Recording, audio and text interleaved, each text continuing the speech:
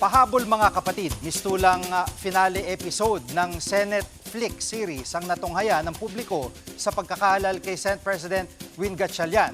Hirit ng netizens, tapos ng isang buwang gulo tampok ang episodes ng Crying Ladies, Takbuhan at Barilan.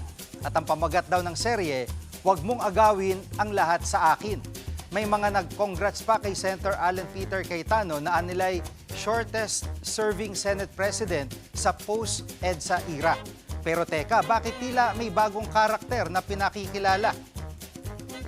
Members are Senator Pia Ontiveros.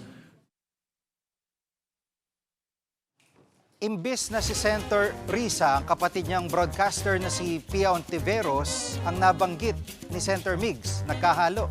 Ang tanong ngayon ng mga sumubaybay sa drama at gulo sa Senado, magka-season 2 pa kaya?